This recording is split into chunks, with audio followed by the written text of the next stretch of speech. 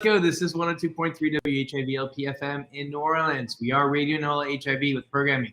That's right, programming dedicated to human rights and social justice. WHIVFM.org. We honor independent voices. We are not a radio station with a mission. No, we are a mission with a radio station, and that is to end all wars.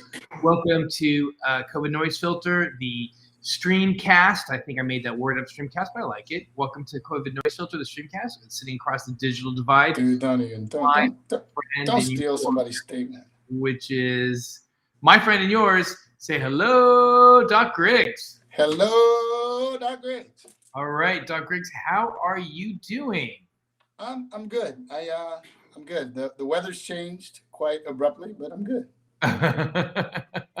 I would say the hair standing up in my head, but I guess just don't. That joke does not fly, right? Can we can we strike that from the record, please? Yeah. Mm-hmm. Yeah, I don't know if we can go backwards on those sorts of things. But Doc Griggs, how's everything been? It's been kind of a hectic week. I know I was in the hospitals for the past week. That was kind of crazy. So wait. Can you please clarify that statement so people don't think that you were hospitalized? Working in the hospital as this says, infectious diseases physician, working on the COVID wards. It was an interesting experience. A lot of sick people, not quite as sick as they were for Delta. Delta was a disaster. This was definitely a lot better, a lot saner. Not as many people on ventilators, was kind of the big thing that I would take away from that. But again, it was an interesting experience. One thing that I did take away is that it looks as though, Eric, I am very, very sad to report that our colleagues are starting to get very tired. Yeah, so we knew that was coming. It's been tough being on the front line doing what it is that we do. But it's really even tougher being in the hospital. And I hope that you'll share some of your experiences, like just when you say our colleagues are getting tired. I mean, we're 21, 22 months in. Can you elaborate? You could just see the fatigue on faces. I mean, everyone's masked, so everyone is so in people's eyes, you could just see the fatigue. There's just a profound sense of fatigue. I think it just gets harder and harder to kind of show up. And, one of the things I've got on the rundown that I'll tease right now, but I'm going to probably show you, probably maybe about 15 minutes away from showing it to you, is that 250,000 people who've died could have been prevented. 250,000 deaths could have been prevented by vaccines. And so one of the things that you'll see is that people are starting to talk about death by anti-science. And that's something that you're going to hear more of moving forward. And so it's just very hard to see this level of death. Although I have seen a little bit of it. It wasn't nearly as what it was for Delta. But again, as doctors, people don't usually die to this level. I've mentioned this before to you, Eric. I think I've mentioned it here as well. Even when I was in Sierra Leone, I did not see this level of mortality. And I was in Sierra Leone at the peak of the Ebola epidemic. And I did not see this level of mortality. So it's hard. It's quite frankly, Eric, it's just very hard to watch. And I think that people are recognizing that, and it's just very hard to watch. I just don't know what else to say about it. It's a very we don't go into medicine to not help. We know that we're not deities. We know that we do the best we can to save as many people as we can. And to be quite honest, I was talking to someone earlier, and I'm like, this is the only time in our lives, that we're living through a pandemic, and this is truly what a pandemic means. It's evolving science. And in that, you learn, and it's tough. We go to med school, and you learn ways to help and learn ways to help people win. And right now, globally, we're seeing that COVID is winning the fight, and especially because it's a virus. There's supportive care is really all you can do. And folks, when I say supportive care, I mean, viruses have to run their course. And when we give support, we're trying to support your body to be able to fight the virus and last while the virus runs its course. Yep. And unfortunately, with the disease of this nature that's growing increasingly infectious, I won't even talk about virulence and or lethality, I like to say, increasingly contagious. It happens on both sides because sadly, we're people too. So you're going to have shortages. So you'll have less staff, less people available to try to take care of more people, and it just doesn't work. And I don't remember any class in med school, residency, any of that, where they taught us how to deal with frustration to this degree. I mean, I don't know. And then they go back the next day and do the same thing. Yep. In fact, I talked about it today on the BOK show. I'll see if I can try to find it real quickly.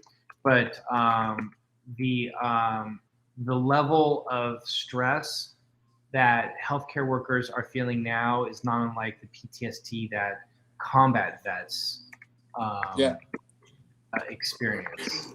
But it's interesting, and especially I know you're a pacifist, so we don't talk about combat. We're living in warlike conditions, and it's because we're literally, our species is at war with another species that's trying to get in. The virus. If you look at, and we've talked about this before, if you look at the Earth as a living, breathing organism, we are COVID, human beings. We're trying to survive as best we can on this living, breathing animal that is Earth. And, the viruses are trying to, they're here doing the same thing. So it's frustrating. It's frustrating. What do you think about that, Eric? There you go. Absolutely. That was my experience for the last 5 days that I was working in the COVID wards. It's a war zone. The headline alone sums up everything we've been talking about in the last 7 minutes. Yeah, for our radio listeners, it's a war zone. Healthcare workers show signs of stress similar to combat veterans. After nearly 2 years of caring for COVID patients, many providers are leaving the field, and hospital staffing shortages are there. Yeah, so, and that's kind of part, folks. This is kind of part of what we do, as health educators, and we crank the show back up at least once a week to try to give you the science, because there's still hope.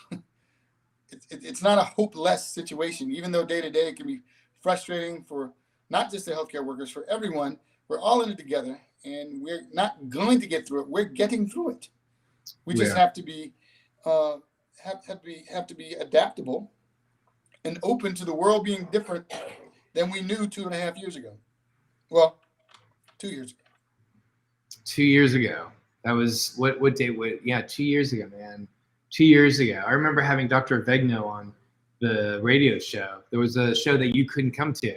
Yeah. That was probably mid-February, almost 2 years ago, in which I started asking her about what are we doing, and there was just a lot of there was a lot of unknowns, and so we talked about other things, but I did circle it back to COVID, and there was a lot of unknowns, and then we went from unknowns to all of a sudden everybody was a COVID expert, and if you took a hairdryer and blew it up your nose, you would. I did not take a hairdryer and blow it up my nose. For the record, folks. For the record, I did not. I prevented people from doing so. Thank you very much. Thank you very much. As for the folks in the back, Dr. Griggs did not put a hairdryer up his nose. Anyway, with that being said, I got a lot of good stuff to share with you today. So, you want to go epi? Do you want to do like a big global epi, then talk about antigen tests, and then go back to our epi, or do you want to do antigen tests and then do epi, or what do you? How do you want to? Last week we weren't able to. We really enjoyed the show last week. Yeah, it was great. Katie was awesome as always. Amazing. Thank you for coming and giving us your perspective. That was really amazing. Yeah, I've been smiling about that interview all week. Right. But last week you had a goal in mind, so I want you to drive it, and let's whatever we didn't cover, however you see fit, let's get it going. All right, let's do that then. Okay, so let me show you a bit about what I was going to do last week, and then we'll kind of pop back out. We'll do some antigen tests, and then we'll finish off with a big global epi kind of. Yeah. So we've got the epi is important, folks, because I don't know if people realize what's going on. And I'm going to let you go. But there's this. I just feel like people aren't. I think people they've unjustifiably relaxed because they kept hearing the word mild, and the barn is still burning. Right. Absolutely. So just to be clear, I want to be very clear that a lot of this material is coming from a Substack of an epidemiologist, local epidemiologist, and she puts together a lot of these things. And in some of the slides I'll present today, you'll see her actual, you'll see more of her websites. Okay, so on October 19, 2021, Eric, the American Academy of Pediatrics, and the American Academy of Childhood Analysts and Psychiatry issued a declaration that the children's mental health has now become a national emergency. Mental health challenges are rising amongst children. This is a perfect storm due to increasing mental health challenges before pandemic and a highly disruptive pandemic. The youth surgeon general was quoted as saying, symptoms cause serious difficulties with daily functioning and affect our relationships with others, as in the case of conditions of anxiety disorders, depressive disorders, schizophrenia, bipolar, and eating disorders, among others. So Eric, this is something that you and I have talked about, but I think what we're seeing now is a greater amount of difficulty with young people in terms of mental health. Sorry, I'm trying to fix my volume here. But pick up from there, Eric. Yeah. So the challenge. No one knew that the mental health toll that would be taken on our kids by not missing out on the social interaction of being in school and having friends. And it's really, the longer this thing progresses, the more tired we are. The more our kids feel. They feel the stress of the adults, but they feel their own stresses as they're developing minds. And they don't have it, and a lot of adults too, but kids definitely haven't always developed the best coping mechanisms or ways to express it. So right, absolutely. So here's a slide series now. Series. All right, thank you, Siri. All right, so this slide is showing expensive technology. I know, but at least I have one Siri, not 14 like you do. Whatever. Anyway, dude, I landed a zinger. Like, the best zingers I land is when you're not there, because I get to be funnier on WBOK today. Because you're usually by yourself. Boy, did I land a good zinger today. They were. Anyway, here you can see suicide rate amongst 10 to 24-year-olds has gone higher pre-pandemic. It kind of peaked at around 2018 or so. But then now also 2019 or 2020, 2021 hit, and you can see what we're looking at is proportion of mental health ED visits. 2019 is this solid line, but here you can see there's been a significant increase since the pandemic started and has been persistent as well. So just kind of the big take-home message here is that we're seeing a high number of youth who are going to the ED for suicidal ideation and behaviors as well. And again, what we're looking here in this graph is that that this has been increasing throughout the pandemic as well. The risk of presenting with suicide-related concerns is 133.5% higher amongst youth aged 5 to 12. Eric, 5 to 12, and 69.4% higher amongst 13 and 17. Let's be clear, rates increase throughout the year for girls specifically. Let me just want to say that again.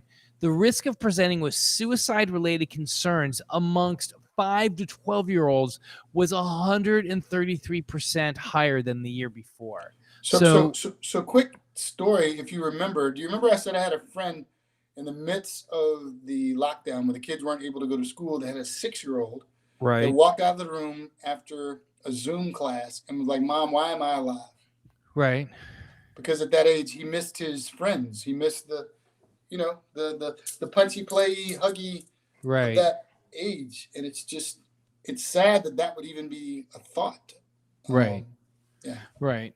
Yeah, it is, and and again, I think it's incredibly important for us to be reporting on this. So here, what we're looking at on this graph particularly is any mental or emotional challenges that a child has experienced in the past month, and any of the challenges came out to be about 59%. So we're talking about social isolation, anxiety, trouble concentrating, difficulty handling emotions, depression. I mean, like all along self-harm. All along the suicidal ideation. I mean, unbelievable. Wow. 40% didn't experience any of that. So I think what we're seeing is we are seeing a crisis kind of brewing. We need to be aware of it. August 2021, JAMA Pediatrics published an article that reviewed 29 studies with over 80,000. They found that 25.2% of youth experienced depression. 25% of youth experienced depression, and 20.5% experienced anxiety during that pandemic, which is double of what the pre-pandemic estimates were, which was 11.6 depression and 12.9% for anxiety. Eric, like there's a serious issue happening here. Interestingly, the rates of depression and anxiety were higher later in the pandemic, particularly amongst older adolescents and girls. Anyways, go ahead, Eric. I felt like I interrupted you. No. I mean, Mark Allen, if you remember at the very beginning of this, we were worried about, well, and we started talking about it at one point, even on the podcast, the other NoiseFilter podcast, that there's the mental health pandemic happening. Right. And again, it's the stigmatization of mental health that no one wants to talk about. So you know how I am about elephants in the room. We need to talk more and focus on our mental health. Mental health does not equate with mental illness. Right. Absolutely. I saw a smile. What you about to say? No. I mean, I loved when you said, how I feel about elephants in the room. Yeah. Well, it's a foreshadowing, folks. It's foreshadowing. I think on the 29th or so, we release our next 26th. We release our next animation that has an elephant in the room. So here's Eric. This is a new, and this is a really fascinating way that we've been looking at data, which is looking at Google searches has now become a valid way of looking at how people are thinking about things, which is really fascinating. And here, this is what we're looking at is how to maintain mental health was the Google search. And look at that increase. We don't even know what this axis is, right? I don't know. It's per 100,000, per million. Who knows, right? It doesn't even matter because it just gives you a really good idea. That what's scary about that though, Mike Allen? That if you look at the slope of the 20, do I need to go any further? I mean, no. Yeah. It's like the slopes I'm going to be showing you of what the cases look like right now. So the next thing is, how can we address this? Of course, we're always want to be as proactive as possible. And again, all of this is taken from your local epidemiologist. Great Substack. Highly recommend that you support this. This is where I'm going to be pulling a lot of our information just because it's getting harder and harder for me to pull together these sorts of slides. But the Department of Education unveiled some new guidance. Reduce stigma, of course, that's something that we would need to do. Address current funding gaps. Yes, we know that we need to do this. Coordinate services. Yes, we know that we need to do this. And advance health equity. I mean, so yes to all of that. And of course, we want to do all of that. Like, those are all like, theoretical, great things to do.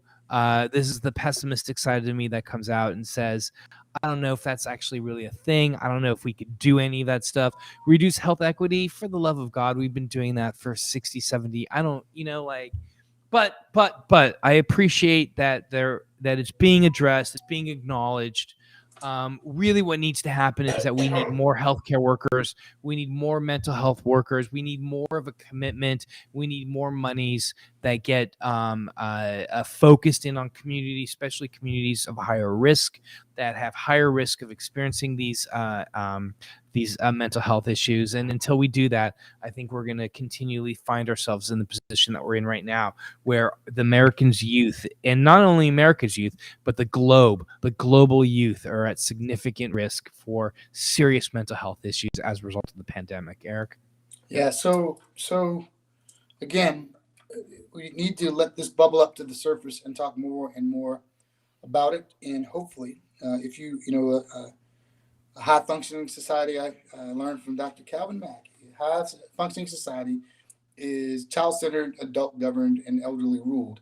And you've heard me say, and that's part of what we do with our animations, if you want to get the attention of the adults and the elders, talk to the kids. So the more discussions we have about kids' mental illness, and really we work to address it, the more open we'll be to addressing our own mental health and addressing that. Keep bringing up elephants. That elephant in the room that's been not talked about for far too long. Again, there's a difference between mental health and mental illness. And the best way to prevent mental illness is to maintain and support mental health.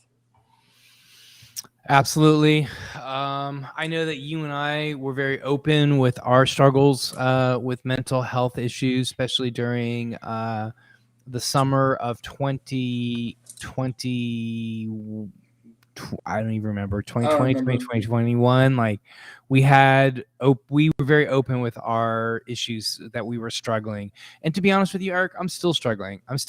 Yeah, with like you said, in medical school, we were told that saving lives, maintaining health, doing the things that lead to better health of people, doing things that lead to just increasing the overall quality of life of the community you belong in is what we should be doing as doctors. How many times did you hear, you are your patient's last advocate? We heard that a million times in medical school, right? But we ended up in a society right now, the American society is split. I don't know if it's down the middle or not, but it's certainly divided in those people who just do not care. And in the past, I've referred to it as a me, society versus a we society.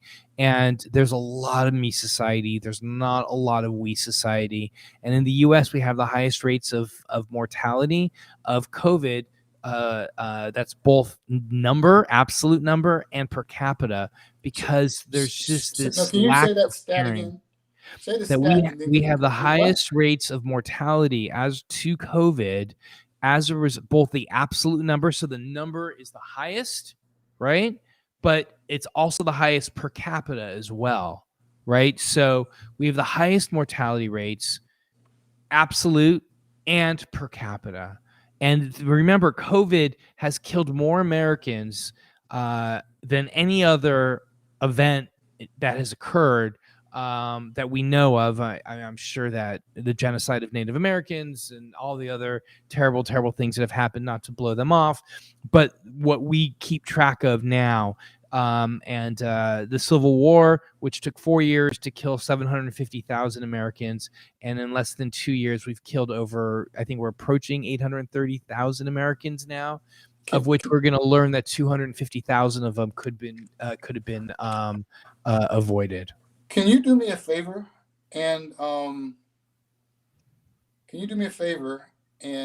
give the stat? You're prior to COVID, you were definitely an HIV specialist, of which you still are. But let's do the World AIDS Day stat and the number of people to HIV in this country. Right. The number of people who've died of HIV over 40 years now? Was it 40 years? Yeah. The number of people who've died of HIV over 40 years is 750,000 people. The number of people who've died of COVID over the course of 2 years is almost 830,000. Right? It's crazy. All right, Eric, I got some cool epi stuff, and I'm going to show you some antigen stuff. So we're going to mix it up a little bit here. This is, again, coming from the amazing Your Local Epidemiologist. So the WHO reported more than 15 million cases of COVID. It's so high, they actually had to change their y-axis as well. At the press conference, one advisor said, in 30 years of working on infectious diseases, we've never seen an epidemic curve like this before. And I just want you to look at this epidemic curve. This is insane. Right now, the global leaders are France and Australia, U.S., Netherlands, United Kingdom. So these are 7-day rolling averages of daily newly confirmed. So these are what are called incidents of cases. A couple countries that is being paid attention to by this epidemiologist is Netherlands, which is the first country to return to full lockdown with Omicron. It's likely paying off with their cases increasing, but their hospitalizations and ICU trends are decreasing, and they also have good vaccination coverage. With Japan, they have a 80% plus vaccination. Of course, they mask greatly, but cases have begun to uptick. So it'll be interesting to see what happens as a result of Omicron. We know that Omicron is really acting very differently. And then Australia is very interesting as well. They've had very tight lockdowns. They have a very high vaccination rate of 78%. But Australia has a huge number of cases right now, almost double that of the U.S., and then the severe indicators are trending upwards as well. But no matter where Omicron goes, Eric, look at this. Look at this slide. It's an incredible slide.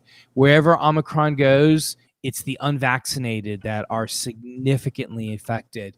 Here you have this broken down by ages, right? And what you see are those that are boosted versus double vaccinated versus unvaccinated. You can't even see the green and blue lines in this graph. Maybe as you get a little bit older, you're seeing just a peak of it at 60 and 70 plus, but you can see just the overwhelming significance of what unvaccinated people are, and this is admission to critical care. So this is critical care admissions. So it's, again, we've talked about this before a number of times, that severity of disease is incredibly important. And this is one of the things that we really focus on. And remember, it's the vaccine prevents severity of disease. Remember, a vaccine is like a seatbelt. Just like a seatbelt isn't going to prevent you from getting into a car accident, a vaccine isn't going to prevent the infection. But just like a seatbelt, which prevents the extent of the injuries, the vaccine prevents the extent of the severity of disease as well. And boy, oh boy, does this graph show it more than anything else. So really profound graph that really just drives home the importance of vaccination. I'd imagine anybody who's listening to this or anybody who's watching this already knows this, but I think it's important for us to show this this graph. Eric, any thoughts before I move on? No, I mean, it's just interesting watching a drop off from age 60 to 69. I think this probably, I think this probably reflects this probably a really large vaccinated group here. So I bet you these numbers are a little bit lower, but that is interesting. You probably have less unvaccinated people here. Yeah, but even that though was this my is thought. I think the 70 pluses really got out.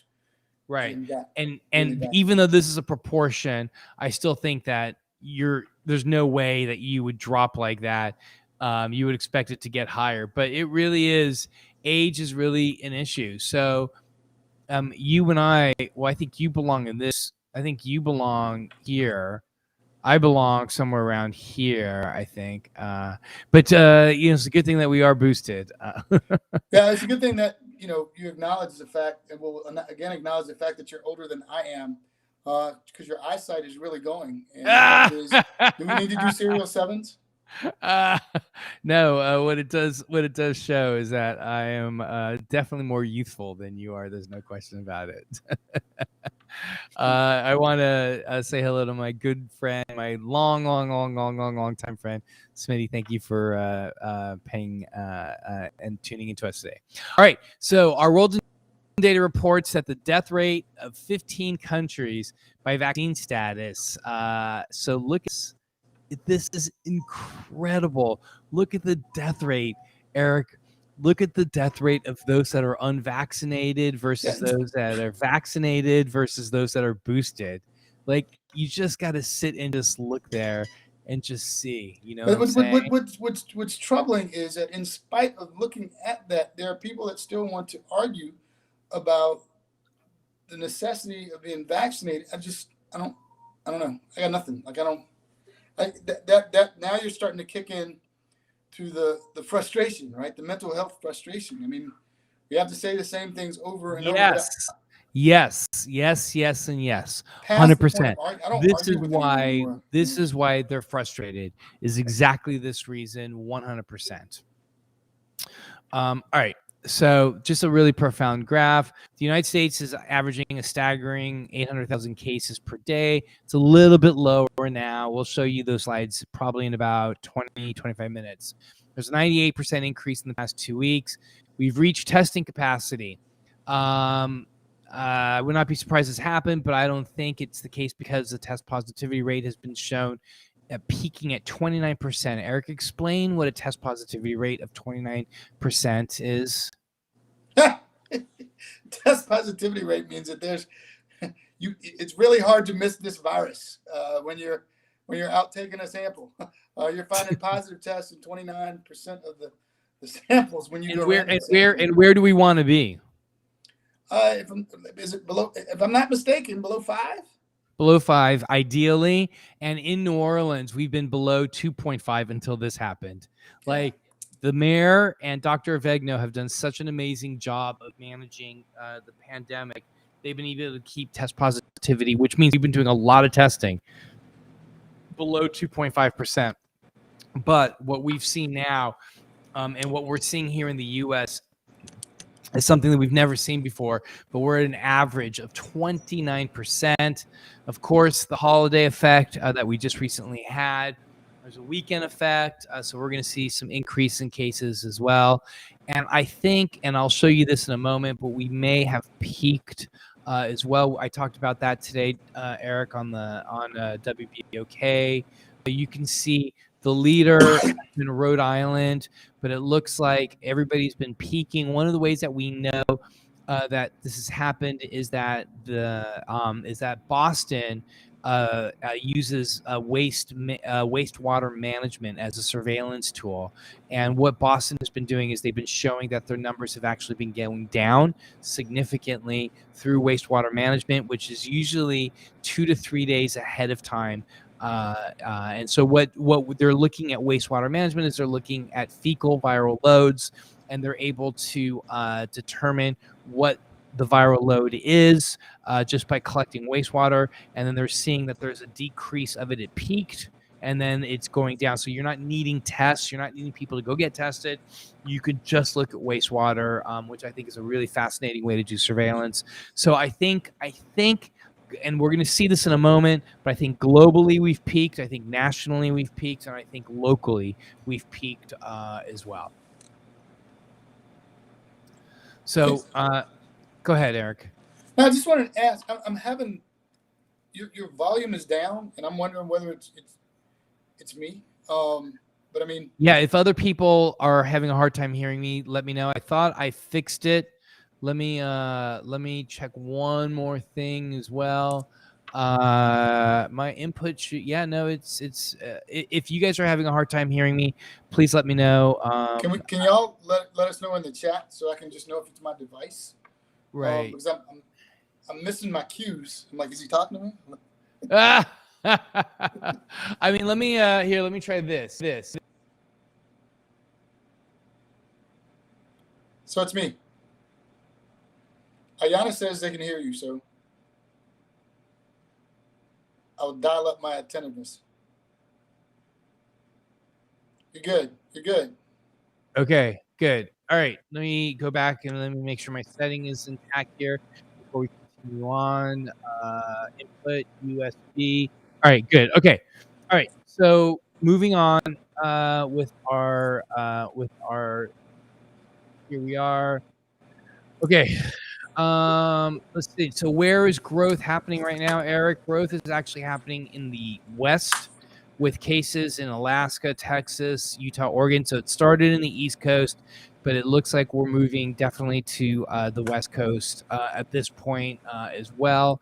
And it should be no surprise. Again, here in the U.S., you're seeing significant, these are the dotted line here is unvaccinated, and the unvaccinated have account for significant increase in cases. Hospitalizations are, of course, going up, and at some points are surpassing the peak that we had with our third wave as well. So that was our winter wave. There are 2 states and 618 counties that require circuit breakers, which means that these are hospitals that need mitigation measures. In other words, they are hospitals that could potentially move into a crisis standards of care plan. So this is really, really horrible. What this basically means that this is when they start looking to see who gets a ventilator and who doesn't.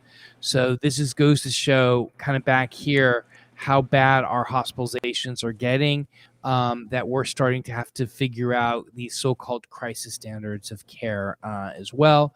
Another really wonderful graph, something that you should see, Eric. This is looking, the blue line is looking at daily hospitalizations. Of course, the blue line are unvaccinated. The red line here are vaccinated.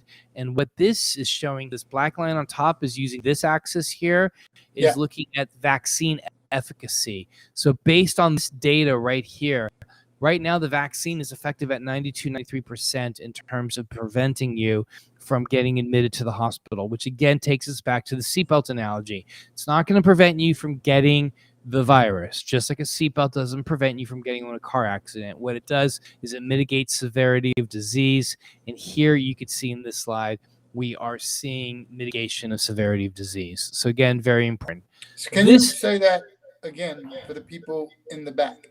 When you say severity of disease and you're saying efficacy, we've been using that word recklessly. I've heard it, not us, but I've heard it used recklessly throughout the pandemic. We're not saying that the virus is 90+% effective at preventing you from contracting the virus or being infected. We never said that. But it will prevent you from being hospitalized. And what the slides prior to this led up to, it was showing that what will happen, potentially happen, and that's the part of the frustration is people just, it's hard to believe that the healthcare system that we rely on can break, that a hospital can be overwhelmed. Vaccines prevent you from being hospitalized and dying so that the society can keep functioning. And that's what's meant by efficacy. Absolutely. But here is the slide that I have a feeling you're going to love. So look at this. Look at this infographic. So this is from Nebraska. People who were fully vaccinated but not yet boosted were 11 times less likely to be hospitalized. People who were boosted were 46 times less likely to be hospitalized than people who were not fully vaccinated. So look how well protected. If you were boosted, you were 46 times more likely to be protected from hospitalizations. If you were fully vaccinated but not boosted, 11 times less likely to be hospitalized. So really impressive numbers here that I think that are important for us to know.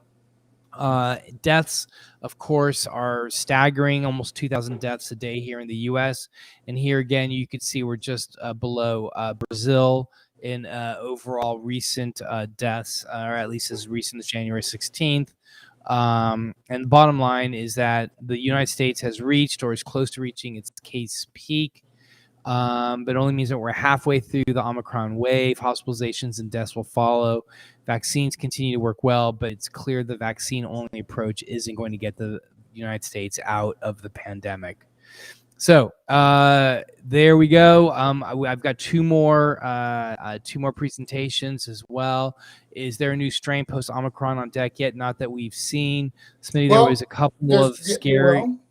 The virus is going to keep mutating. That's what it does. And it depends on what you mean by on deck. There's a lot of things cooking, but it's in my grandmother terms, it's a matter of whether or not they take. The viruses mutate, and that's just what they do. Some of them aren't effective and aren't beneficial to the virus itself, and some of them aren't able to break in and stick. So there's always something brewing. We just have to keep protecting ourselves. But as of right now, we're focusing on Omicron. Absolutely. There Great were a question. couple. There were a couple that were possible, but we talked about it today on WBOK too, Eric. That just just like after some major news event, like usually takes about wait 48 is what isn't that what TV journalists say? Wait 48 Yep. before you talk about something after a major event. Let's say like a tragic gun shooting or whatever. Wait 48 until you can get the real facts, because usually at the very beginning you don't have that information. I think with the new variants, we see about them, we hear about them, but I think if we wait some time, they just kind of piddle away, just like we've seen in the past. Is it possible for Omicron? Is it possible for the Omicron wave here in NOLA to keep going when parades start happening? Eric, I'll kick that one over to you. Kick that right over. Absolutely. When the parades start, people bring their bugs. I don't know about Omicron. It depends on how far we get. I mean, it leads to the interesting conversations about herd immunity and how that can be transient depending on the viruses. I mean, it's an interesting conversation, but let's just say that absolutely, if you get a lot of people, unknown vaccination status, a lot of people that have not been infected, just by volume alone and the infectiousness of Omicron, you're going to get more people that get sick, whether they live here or not. Yeah, absolutely. I think that it'll be very interesting to see what happens. I don't know. I have a feeling that and I'll show you the data in a moment. I think we're going to see cases decline significantly over the course of the next week or two. I think it's going to probably be chill. I think we're going to bring a lot of people in. I think there's going to be some circulation of viruses. I think we're going to see an uptick. I think we'll see some increases in hospitalizations. I hope that we don't see what happened in, what year was it?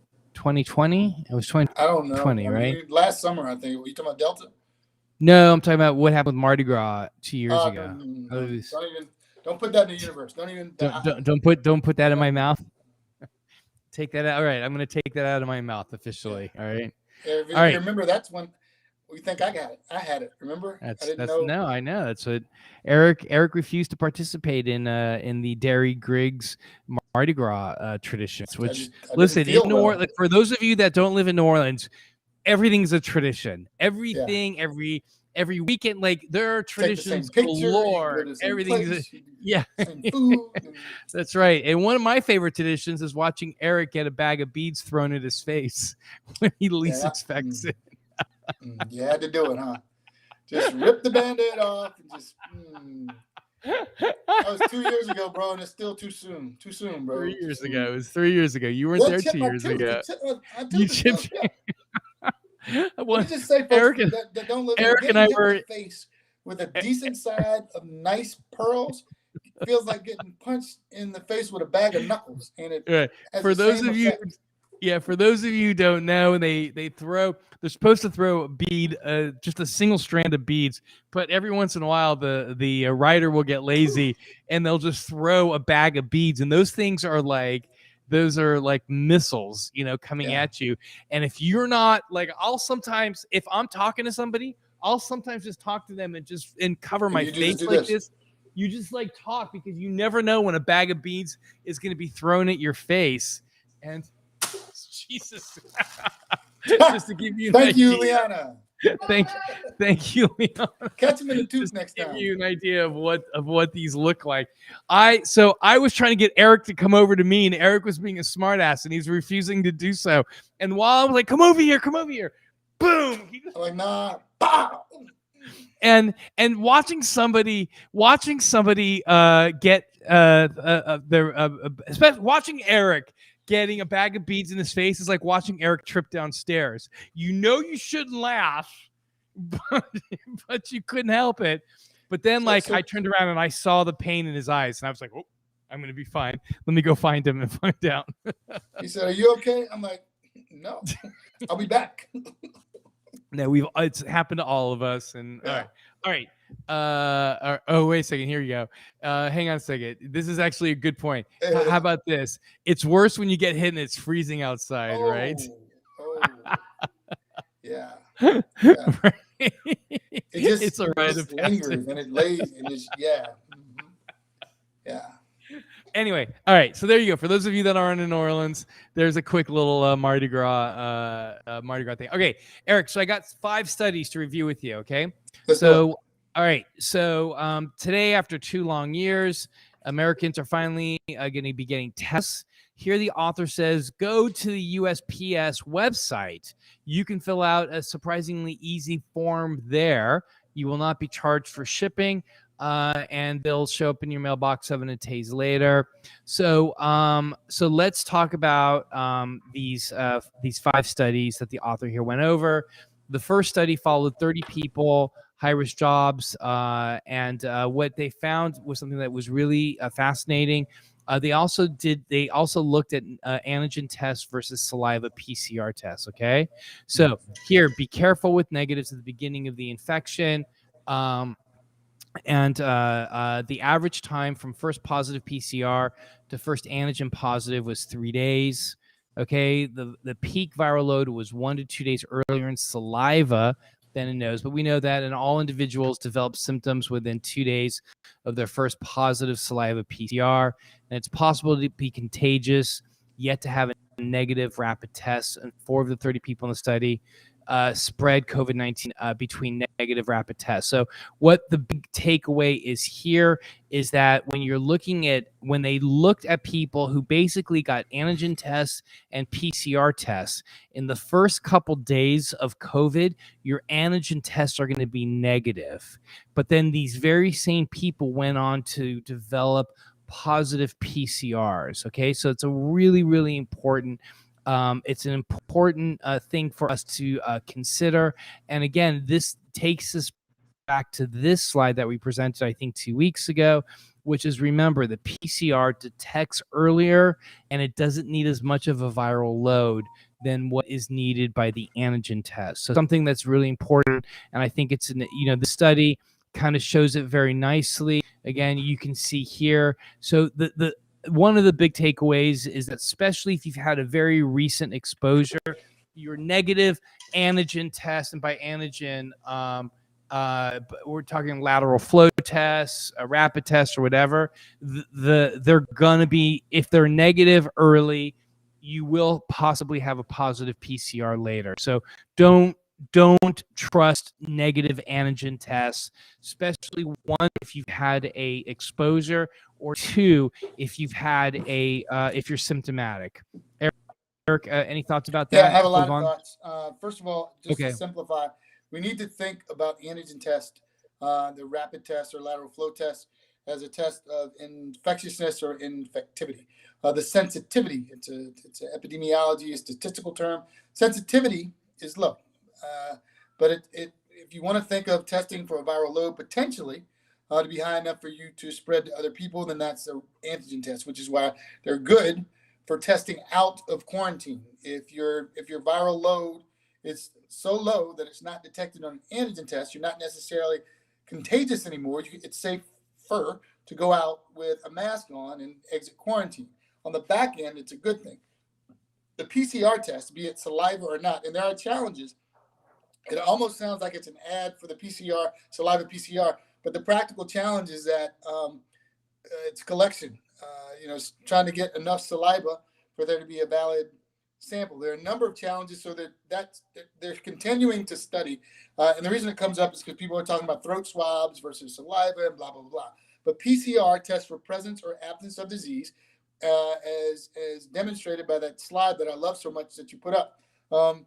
If you can imagine a helicopter flying over a battlefield and someone doing a body count from 10,000 feet up, you might not be able to tell the difference between a live body and one that's no longer alive. And that's the same thing. As the virus runs its course, you shed. Your body starts to shed the no longer viable virus for a period of time, sometimes for weeks. I've heard as long as 6 weeks and a little longer in some folks by PCR. Again, presence or absence of genetic material identified as COVID, as opposed to, is your viral load high enough to be detected? No, no, no. Then all of a sudden one day, boom, it flips with an antigen test on the back end when you know you've been positive. And that's the other thing with an antigen test. If you get a positive, the rate of false positive is extremely low. If it's a positive, it's typically a positive. So if you remember at the very beginning, Mark Allen, we were telling people that if you have symptoms, it's okay to get the rapid. But if you're questionable and there's been exposure, you want to get PCR. And that's why it's considered the gold standard, because it looks for genetic evidence of disease. Absolutely. I don't care whether it's saliva or nasal swab, same thing. Absolutely. So just because I think we need to kind of like move a little bit, Eric, because I just want to get through this. Yep. You're infectious for longer than 5 days. How do we know that? The NBA, which are a highly vaccinated population, are tested daily. And what they found was that Omicron lasted on average 10 days. In other words, you were infectious 10 days, comparable to Delta, which was 11 days. Some people cleared faster, some people cleared slower. And roughly 50% had high viral levels at day 5. So again, I've picked on the CDC all that I can. I don't know what else to say. Here's day 5 right here. And you can see, look at the virus that's being shed. It's a joke. It's ridiculous. Now, mind the time. Let's go. Keep it moving. All right. Obviously, the five days does not work. The UK did a modeling study showing that a 5-day isolation period, there's a 1 in 3 chance after 5 days that you're still infectious. If you're a 7-day isolation period, there's a 1 in 6 chance that you're still infectious. And if on day 7 of an antigen test, if day 7 of isolation and your antigen test is negative, there you have 1 in 10 chance of still being infectious. So I think it's important to use antigen tests, especially if you're a couple days into your infection. I think that it's important for us to recognize they're not perfect, but most people, like if you call me up, I can help you interpret that antigen test. But most people don't have, dude, you know what we need? Oh, Liana, where's the pocket, Mr. Okra? Yeah, or like the Katie Red in your pocket or something.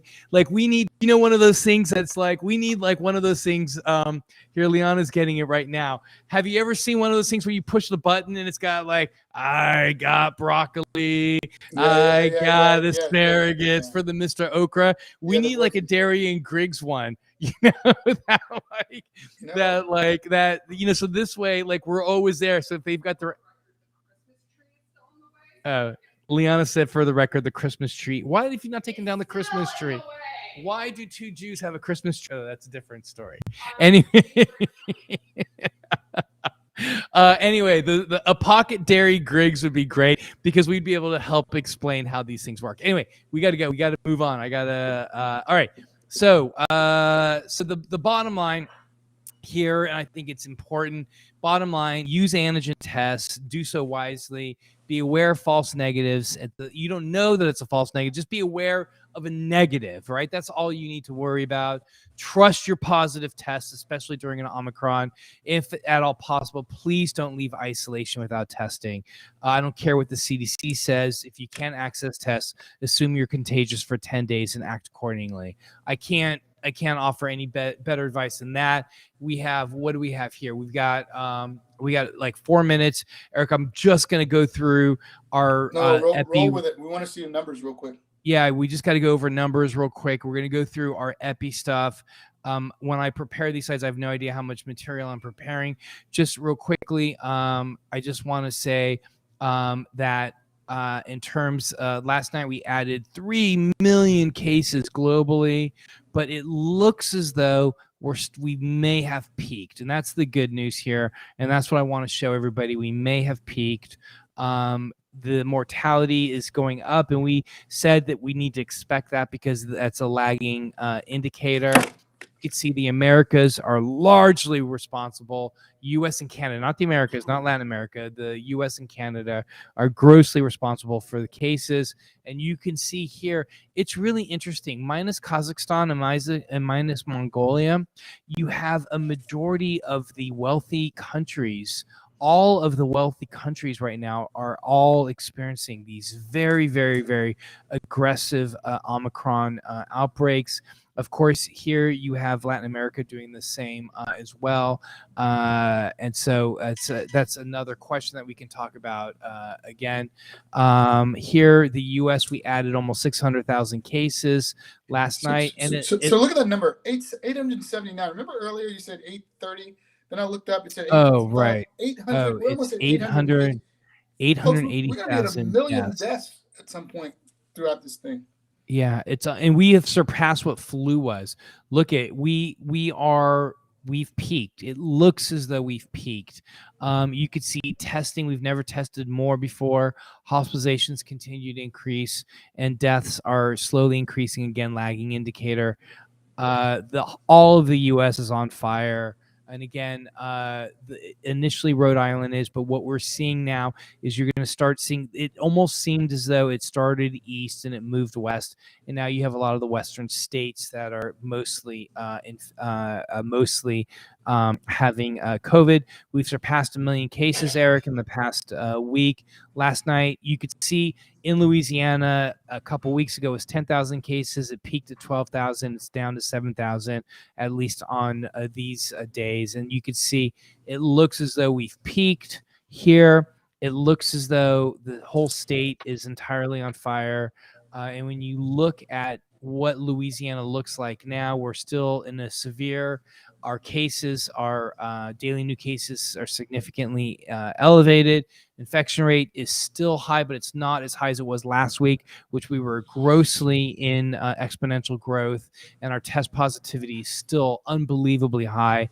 And then when you look at Orleans Parish, you could see Orleans, we have peaked and we are fortunately coming down, but hospitalizations are still going up. Now, this does not reflect a lagging indicator here. What this reflects is that hospitals around the state are pushing patients ultimately to Orleans, largely for several reasons. One is that we have a very vaccinated population. So the Orleans population itself are not necessarily needing hospital beds, but a lot of the other folks around the state are. And so we are getting we are taking care of those other folks from other parts of the rural parts of the state that have low vaccination rates and smaller hospitals. And you can see there's a little uptick in deaths as well, but we are still severe. But when compared to where our infection rate was last week, we're a lot better than we were then. So there we go, Eric. We have a WHIV. We have a WHIV board that I got to jump to. But any final thoughts before we take off? No, folks, get vaccinated, your boosters. Make sure if you have any symptoms, anything that feels like a head cold or allergies, go get tested. Health is a human right. Stay safe. Get checked. Health is a human right, y'all. We love you guys. Yeah. Thank you guys for supporting us. Please like and share the stream. Please let people know that Eric and I are live at 6 p.m. Central Time every Wednesday. Thank you guys so much for supporting us. We love you guys. We can't say enough. Thank you guys so much. Thanks for